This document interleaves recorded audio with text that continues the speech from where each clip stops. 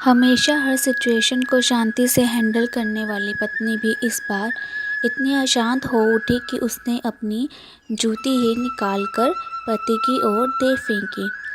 जूती पति के बालों को छूते हुए निकल गई। ये किस्सा यहीं पर ख़त्म हो जाता, मगर पति ने इसे अपनी मर्दानगी का विषय बना लिया और बात बद से बदतर होती चली गई। रिश्तेदारों ने भी आग में घी का काम किया।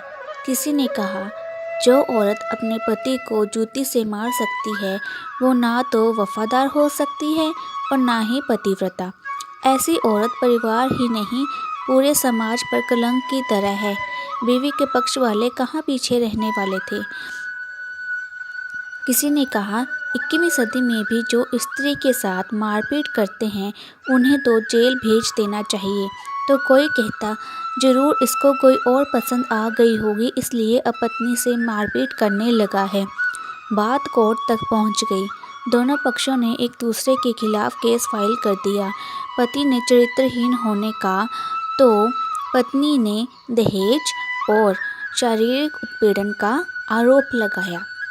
2 वर्षों से अधिक समय के लिए केस चला था। इन 2 वर्षों के दौरान दोनों पति पत्नी अलग अलग रहे थे। इन 2 वर्षों के दौरान दोनों पक्षों के समर्थकों की संख्या कम हो गई थी। पहले जहां दोनों पक्षों में समर्थकों का समूह होता था, अब गिने चुने लोग रह गए थे। पति और पत्नी दोनों की आर्थिक स्थिति भी इस समय के दौरान नीचे गिर चुकी थी।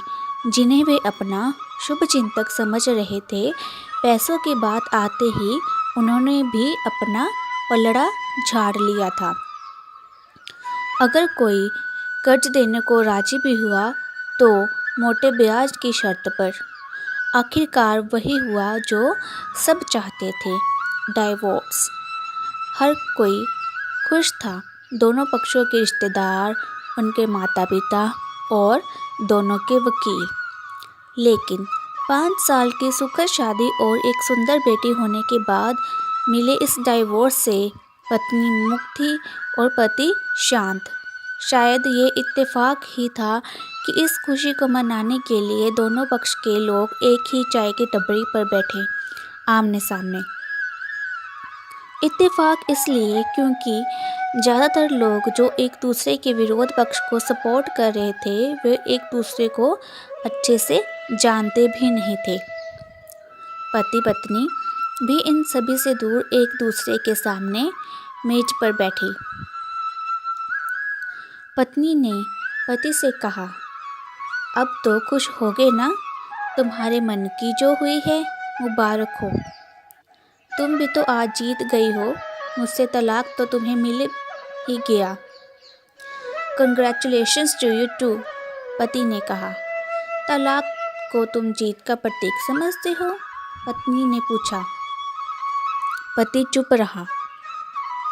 थोड़ी देर की शांति के बाद पति ने कहा, मुझे तुम्हें 7 लाख रुपए अभी और हर महीने 5,000 रुपये देने का आदेश है। अभी मेरे पास पैसे नहीं हैं, इसलिए हमारा मतलब मेरा जो सिटी में फ्लैट है उसे तुम्हारे नाम कर देता हूँ। पत्नी बोली, लेकिन उस फ्लैट की कीमत तो 30 लाख की है। हाँ, लेकिन हमारी बेटी तुम्हारे साथ है और आगे जाके उसके खर्चे भी बढ़ेंगे, तुम्हें थोड़ी आसानी होगी। पति ने कहा, नहीं नहीं, मुझे सिर्फ 7 लाख ही देना। तुम हर महीने 5,000 तो देने ही वाले हो, मैं मैनेज कर लूँगी। अगर 5 लाख नहीं हैं तब भी कोई बात नहीं, पत्नी बोली। दोनों फिर से शांत हो गए। पति सोचने लगा, कितनी भोली और समझदार है ये औरत, जो कुछ समय पहले तक मेरी पत्नी थी और अब अनजान।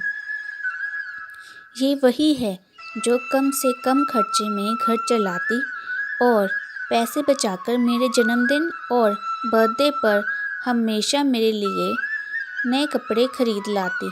कभी बीमार भी हो जाती तो पैसे बचाने के लिए मुझे मालूम ना होने देती और घरेलू नुस्खों से अपना इलाज कर लेती।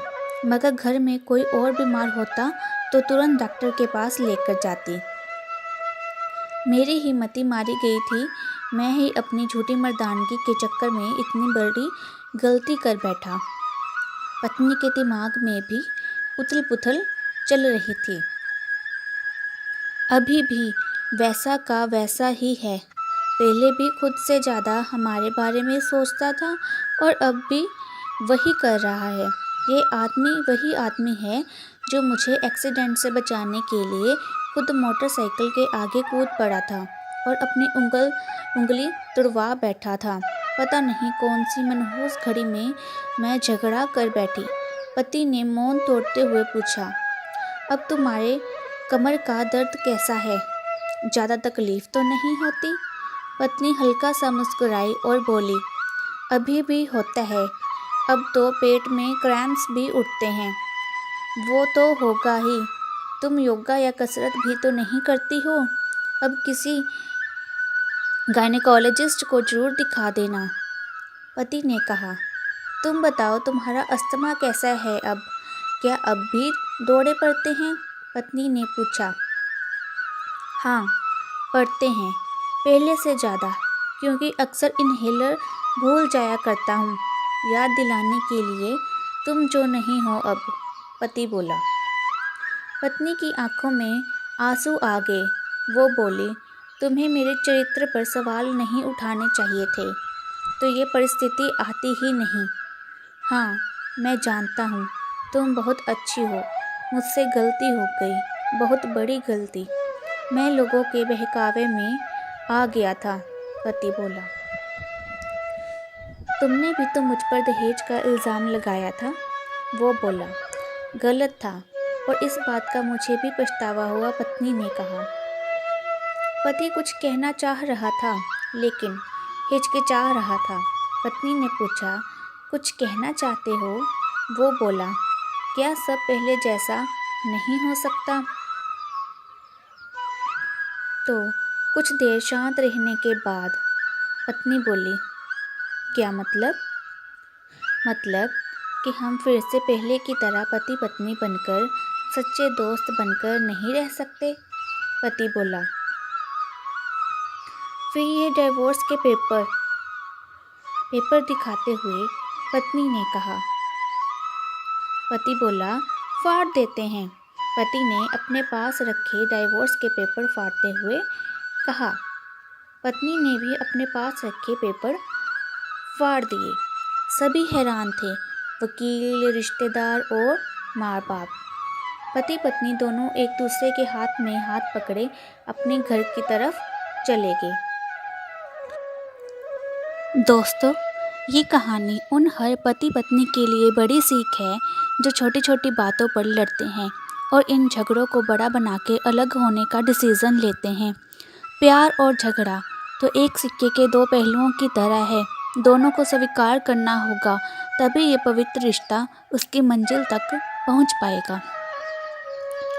अगर आप सबको ये कहानी अच्छी लगी हो तो इस वीडियो को लाइक कर दें और मेरे चैनल को सब्सक्राइब कर दें। और ये कहानी आपको कैसी लगी प्लीज़ मुझे कमेंट करके ज़रूर बताइएगा। धन्यवाद।